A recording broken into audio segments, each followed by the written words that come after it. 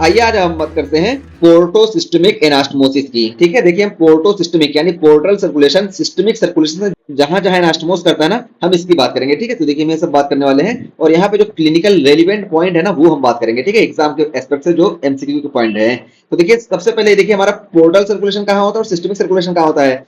तो systemic circulation देखिए पूरी बॉडी में हमारे होता है। ठीक है, सिस्टमिक सर्कुलेशन देखिए इंफीरियर वेना के बाद, सिस्टमिक सर्कुलेशन की मेन वेन इधर इंफीरियर वेना के बाद, ऊपर सुपीरियर वेना के बाद। तो ये इंफीरियर वेना के बाद ये देखिए जब नीचे आती है तो देखिए ये कॉमन इलियक वेन में कन्वर्ट होती है। ठीक है, देखिए कॉमन इलियक वेन और कॉमन इलियक वेन के नीचे वाला जो हिस्सा होता है इसमें देखिए हम एक्सटर्नल इलियक वेन और इंटरनल इलियक वेन दो तरह डिवाइड करते हैं। ये बिल्कुल वो जैसे हम आर्टियल सिस्टम की बात करते हैं ना, वैसे ही अभी तक। और यहाँ पे देखिए जो फीमोरल रिंग होती है, इस फीमोरल रिंग में यहाँ पे आती है। देखिए हम जो बात की ना, ये एक्सटर्नल इलियक वेन, ये देखिए ये हमारी एक्सटर्नल इलियक वेन है। ठीक है, तो एक्सटर्नल इलियक वेन यहाँ आती है और यहाँ देखिए ये फीमोरल रिंग में जैसे ही इंटर करने वाली होती है ना, वैसे ये एक ब्रांच देती है। ठीक है, ये देखिए एक ब्रांच होती है, इसको हम बोलते हैं इंफीरियर एपिगैस्ट्रिक वेन। ठीक है, तो ये देखिए ये वाली हमारी ब्रांच है जिसको हम इंफीरियर एपिगैस्ट्रिक वेन बोलते हैं और ये भी डीप एपिगैस्ट्रिक वेन होती है। ठीक है, तो ये डीप एपिगैस्ट्रिक वेन हो गई और यहाँ पे सिर्फ इंफीरियर डायरेक्ट बोला गया था, लेकिन ये डीप होती है। ठीक है, तो ये डीप होती है, ये वाली देखिए यहाँ पे, और फिर आगे ये फीमोरल बन जाती है। तो ये देखिए ये फीमोरल है और फीमोरल से फिर यहाँ देखिए सफिनस वेन होती है, सफिनस वेन आके फिर ड्रेन होती है। तो ये सफिनस वेन जो होती है,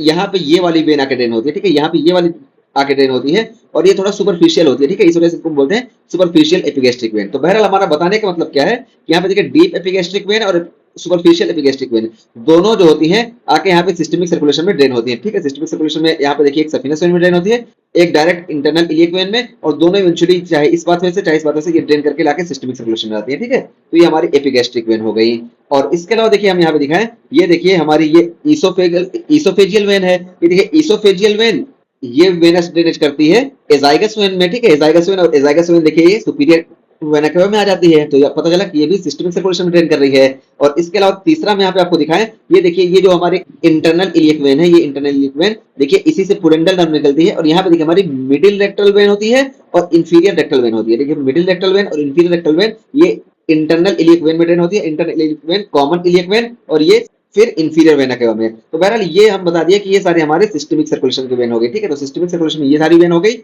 अब पोर्टल सर्कुलेशन में देखिए कौन कौन सी है। तो देखिए पोर्टल सर्कुलेशन में ये देखिए हमारी इंफीरियर मेसेंट्रिक वेन, और इंफीरियर मेसेंट्रिक वेन देखिए पहले कहां से आती है, यहाँ पे देखिए ये सुपीरियर रेक्टल वेन है। ये देखिए सुपीरियर रेक्टल वेन है, ये जाके इंफीरियर मेसेंट्रिक वेन में ड्रेन होती है। और ये इंफीरियर मेसेंट्रिक वेन यहाँ पे देखिए स्प्लीन से एक वेन निकलती है, इसको हम बोलते हैं स्प्लीनिक वेन, तो यहाँ इसमें आके मिलती है।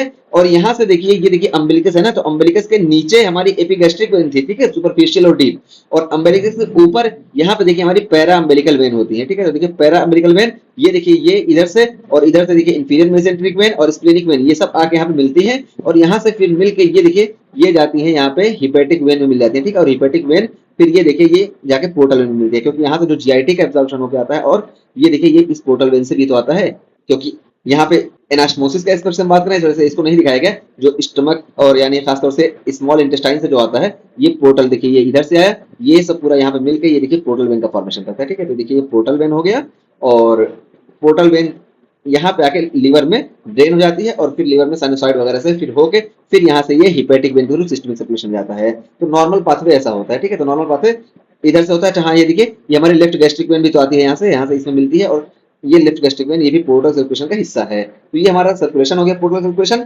अब हमको परेशानी जब देखने को मिलेगा, यहाँ पे देखिए पोर्टल वेन आगे सारी यहीं पे ड्रेन हो रही है, तो पोर्टल वेन जब यहाँ पे ड्रेन हो रही है और लिवर में कोई परेशानी देखने को मिल रही है या किसी वजह से यहाँ से ये ड्रेनेज इसमें नहीं हो पा रहा है और यहाँ पे ब्लॉकेज आ जा रहा है ना, तो जब ब्लॉकेज आएगा तो यहाँ पे हमको पोर्टल हाइपरटेंशन देखने को मिलेगा। ठीक है, तो पोर्टल हाइपरटेंशन देखने को मिलेगा, यानी इन वेन में ना प्रेशर इंक्रीज हो जाएगा। और कितना इंक्रीज होगा, कैसे इंक्रीज होगा, तो देखिए हम यहाँ पे बता देते हैं, ये भी क्राइटेरिया। तो देखिए पोर्टल प्रेशर नॉर्मल जो होता है ना 1 से 5 mmHg का होता है। ठीक है, तो 1 से 5 mmHg का नॉर्मल होता है, और जब 1 से 5 mmHg ज्यादा होगा तो हम बोलेंगे पोर्टल हाइपरटेंशन। अब देखिए पोर्टल हाइपरटेंशन में देखिए 6 से 10 mmHg जब होता है ना, इसको हम pre clinical sinusoidal portal hypertension बोलते हैं। ठीक है, तो 6 से 10 mmHg इसको हम pre clinical sinusoidal portal hypertension बोलते हैं।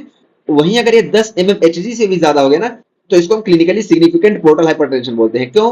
क्योंकि यहाँ पे हमको वेरिसियल फॉर्मेशन देखने को मिलता है। ठीक है, तो वेरिसियल फॉर्मेशन देखने को मिलेगा। यहाँ पे वेन जो होंगी यहाँ पे चाहेंगे कि अब इधर नहीं जा रहा है तो इस तरह से इधर चला जाए, पार्टी बदलना चाहेंगे। ठीक है, क्योंकि यहाँ ब्लॉकेज हो गया तो यहाँ से आउटफ्लो इधर होना चाहेगा, तो यहाँ पे हमको वेरिसियल का फॉर्मेशन देखने को मिलेगा। ठीक है, तो ये चीज हो गया, हमको 10 mmHg से ज्यादा देखने को मिलता है। और अगर देखिए ये 12 mmHg से ज्यादा प्रेशर हो गया ना, पोर्टल प्रेशर, तो हमको यहाँ पे देखिए increase risk of rupture of varices, तो ये वेरिसीज का फॉर्मेशन होता है ना, ये वेरिसीज रप्चर हो सकती हैं। तो देखिए ये कितना डेंजरस होता है। तो ये होता है हमारा पोर्टल हाइपरटेंशन। क्यों होता है हम आपको बता दिए, और रीजन क्या हो सकते हैं। तो यहाँ पे पूरे ब्लॉकेज देखिए हम इतना सारा रीजन लिख दिए हैं, लेकिन इसको याद रखना या तो समझने वाली चीज है। जैसे प्री हिपैटिक कॉज भी हो सकता है, हिपैटिक कॉज भी हो सकता है, या पोस्ट हिपैटिक कॉज भी हो सकता है। ओवरऑल क्या है कि इसमें ट्रैफिक लग जाएगी, ड्रेनेज प्रॉपर नहीं हो पाएगा। प्री हिपैटिक में देखिए हमारा जैसे पोर्टल वेन थ्रोम्बोसिस है, इसी तरीके से स्प्लेनिक वेन थ्रोम्बोसिस है, या compression of vessels by tumour, मतलब यहाँ पे क्या होगा, ट्यूमर वगैरह हो जाए, इस वजह से वेसल जो है कंप्रेस हो जाए, तो ये ड्रेन हो पाए, तो इसको प्री हिपैटिक बोलते हैं। और हिपैटिक में देखिए हमारा सिरोसिस है, कंजेनिटल हिपैटिक फाइब्रोसिस है, और क्रोनिक हिपेटाइटिस जो बी सी और डी वगैरह की वजह से होता है, ठीक है, खासतौर से बी और सी की वजह से। ये हो गया हिपैटिक कॉज, इस वजह से भी ड्रेनेज नहीं होगा। और पोस्ट हिपैटिक में देखिए बर्ड कैरी सिंड्रोम, तो बहुत ही इंपॉर्टेंट बर्ड कैरी सिंड्रोम है, इस पे हम आगे बात किए हैं। इंफीरियर वेना केवा ऑब्स्ट्रक्शन, इस वजह से भी, क्योंकि इंफीरियर वेना केवा जब ऑब्स्ट्रक्ट हो जाएगी तो इसका ड्रेनेज देखिए, क्योंकि ये इंफीरियर वेना केवा में ही तो ड्रेन हो रही है। यहाँ पे देखिए ये इंफीरियर वेना केवा में जब ड्रेन हो रही है, तो इंफीरियर वेना केवा के ऑब्स्ट्रक्शन की वजह से भी हमको पोर्टल हाइपरटेंशन देखने को मिलेगा। इसके अलावा देखिए राइट हार्ट फेलियर के केस में भी, क्योंकि राइट हार्ट फेलियर के केस में क्यों देखने को मिलेगा, क्योंकि यहाँ पे राइट हार्ट है, तो ये सारी जाके हार्ट में ही तो ड्रेन हो रही है, और हार्ट अगर फेल हो गया, काम नहीं कर पा रहा है, या स्टोनोसिस हो गई वॉल वगैरह में, तो इधर ट्रैफिक लग जाएगी, इस वजह से हमको पोर्टल हाइपरटेंशन देखने को मिलेगा। तो ये सारे पोर्टल हाइपरटेंशन के कॉज हो गए, हम ये बता दिए। और यहाँ पे देखिए पैथोफिजियो हम बहुत ज्यादा नहीं बताएंगे, बस पैथोफिजियो में यहाँ पे क्या होता है कि पोर्टल प्रेशर जो होता है फ्लो और रेजिस्टेंस पे डिपेंड करता है। तो पोर्टल हाइपरटेंशन में हो सकता है फ्लो इंक्रीज हो जाए, हो सकता है रेजिस्टेंस इंक्रीज हो जाए, किसी वजह से हो सकता है। तो ये मैकेनिज्म हम हेपेटाइटिस बी वायरस का जो टॉपिक है ना, वहां पे सिरोसिस में बात की है, तो वहां पे देखिएगा, वहां पे पोर्टल हाइपरटेंशन की पैथोफिजियो हम बताएं कि ये अगर लीवर में ब्लॉकेज हो रहा है, सिरोसिस हो रहा है, तब कैसे देखने को मिलेगा, ठीक है। बस यहाँ पे हम बता दिए कि फ्लो और रेजिस्टेंस पे डिपेंड करता है, और ये चीज हो गई। और पोर्टल प्रेशर हम बता दिए, और उसके बाद सारी हम यहाँ पे वेन दिखा दिए कि कैसे कैसे कौन सी वेन होती है, ठीक है। तो यहाँ पे ये हो गया। अब देखिए यहाँ पे देखिए यही दिखाया गया है कि ईसोफेगस, तो ईसोफेगस यहाँ पे देखिए ये हमारे ईसोफेगस है, और यहाँ पे देखिए क्या होगा कि ईसोफेजियल वेरिसिस का फॉर्मेशन देखने को मिलेगा। ईसोफेगस में हमको ईसोफेजियल वेरिसिस का फॉर्मेशन देखने को मिलेगा, क्योंकि यहाँ पे बताया ना कि यहाँ पे देखिए ईसोफेजियल वेन है, और यहाँ पे हमारी लेफ्ट गैस्ट्रिक वेन है, तो इन दोनों के बीच में, लेफ्ट गैस्ट्रिक वेन और ईसोफेजियल वेन के बीच में हमको यहाँ पे वेरिसियल का फॉर्मेशन देखने को मिलेगा। और जब पोर्टल प्रेशर 10 mmHg से ज्यादा होता है, तब हमको वेरिसियल फॉर्मेशन देखने को मिलता है। तो ये पहली साइड हो गई।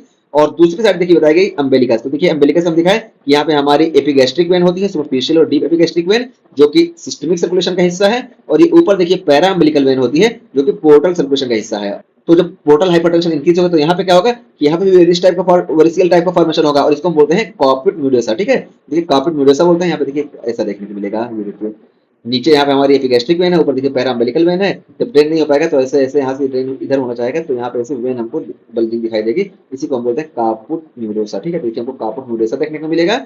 और यहाँ पे देखिए बताया कि पैरा अम्बिलिकल वेन और small epigastric when, small epigastric when के बीच में हमको यहाँ पे एनास्टमोसिस देखने को मिलेगी। और ये बताया गया कि स्मॉल एपिगैस्ट्रिक वेन किसकी branch, branch of inferior and superficial epigastric when. तो देखिए ये स्मॉल एपिगैस्ट्रिक वेन किसकी होंगी, इंफीरियर और सुपरफिशियल एपिगैस्ट्रिक वेन। देखिए बताया ना कि एक डीप और एक सुपरफिशियल, डीप को हम इंफीरियर बोल सकते हैं, तो ये कि इंफीरियर सुपरफिशियल एपिगैस्ट्रिक वेन की ब्रांच जो होती है एपिगैस्ट्रिक वेन, इसके बीच में और पैरा अम्बिलिकल वेन के बीच में हमको एनास्टमोसिस देखने को मिलती है। और देखिए कहाँ होता है, देखिए एंटीरियर एब्डोमिनल वॉल में, ठीक है। तो एंटीरियर एब्डोमिनल वॉल में जो इसकी ब्रांचेस होती हैं और जो लोकेशन है, यहाँ पे हमको एनास्टमोसिस देखने को मिलता है। तो ये हो गया हमारा सेकंड एनास्टमोसिस, जहाँ पे हमको कापुट म्यूडोसा देखने को मिलता है। और थर्ड हम दिखाए आपको रेक्टम में, ठीक है। तो देखिए रेक्टम में यहाँ पे देखिए हम दिखाए थे कि ये हमारी जो होती है मिडिल रेक्टल वेन और इंफीरियर रेक्टल वेन, ये देखिए ये हमारी सिस्टमिक सर्कुलेशन की है, जबकि ये हमारी सुपीरियर रेक्टल वेन, ये देखिए ये हमारी पोर्टल सर्कुलेशन की है, क्योंकि ये ड्रेन होती है इंफीरियर मेसेंट्रिक वेन में, और ये inferior mesenteric when eventually drain होती है स्प्लेनिक वेन में। और स्प्लेनिक वेन देखिए फिर यहाँ चली जाती है, तो पता चला कि यहाँ पे भी हमको एनास्टमोसिस देखने को मिलेगी अगर पोर्टल हाइपरटेंशन इंक्रीज हो रहा है। तो यहाँ पे देखिए हमको एनास्टमोसिस देखने को मिलेगी, और ये साइड कहाँ होती है, रेक्टम, ठीक है। क्योंकि ये रेक्टम को ही तो सप्लाई करेंगे, इसी वजह से नाम भी पड़ा है कि मिडिल और इंफीरियर रेक्टल वेन, और ये देखिए सुपीरियर रेक्टल वेन। तो ये हो गया रेक्टम, इसकी साइड हो गई। और यहाँ पे एनोरेक्टल वेरिसिस इसको हम बोलते हैं। और यहाँ पे देखिए सुपीरियर रेक्टल वेन और middle and inferior rectal vein के बीच में यहाँ पे हमको एनास्टमोसिस देखने को मिलेगी, ठीक है। और यहाँ पे देखिए हम दोनों का इंपॉर्टेंट बता दें, ये सुपीरियर रेक्टल वेन जो होती है, ये पेक्टिनेट लाइन जो होती है ना, इसके ऊपर सप्लाई करती है। और ये इंफीरियर रेक्टल वेन जो होती है, यहाँ से पेक्टिनेट लाइन के नीचे से वेनस ड्रेनेज करती है। देखिए यहाँ पे लिखा भी है, यही बहुत बड़ा फर्क है, ठीक है, दोनों में, कि वेनस ड्रेनेज देखिए इसका जो होता है सुपीरियर रेक्टल वेन से होता है पेक्टिनेट लाइन के ऊपर, और पेक्टिनेट लाइन के नीचे वेनस ड्रेनेज जो होता है ये इंफीरियर रेक्टल वेन से होता है, ठीक है। तो देखिए इंफीरियर रेक्टल वेन ये पेक्टिन लाइन के नीचे का ड्रेनेज करती है, ठीक। तो ये चीज हो गई। तो यहाँ पे हम ये बात कर लिए। तो अब जब ये चीज हो जाती है ना, तो देखिए यहाँ पे क्या देखने को मिलता है, ये टिप्स की हम बात करेंगे। अच्छा, टिप्स से पहले देखिए यहाँ पे इसको याद करने का तरीका बताया गया, ये बता दें कि varices of gut but and caput. तो इस तरह हम याद रखेंगे, गट बट कापुट। तो देखिए गट में हमको वेरिसेस देखने को मिलेंगे, तो वेरिसेस गट में कहाँ पे, हमको इसोफेगस में। और उसके बाद बट में, तो बट में देखिए हमको रेक्टम में देखने को मिलेगा। और उसके बाद देखिए हमको कापुट यानी यहाँ हमको अम्बेलिकस में देखने को मिलेगा, कापुट मीडियोसा, ठीक है। तो ये चीज हो गई। अब उसके बाद फिर देखिए यहाँ पे ट्रीटमेंट बताया गया। तो ट्रीटमेंट में देखिए सबसे पहले यहाँ पे टिप्स ही बता दिए गए एक लाइन में। सबसे पहले हम इसको देख लेते हैं,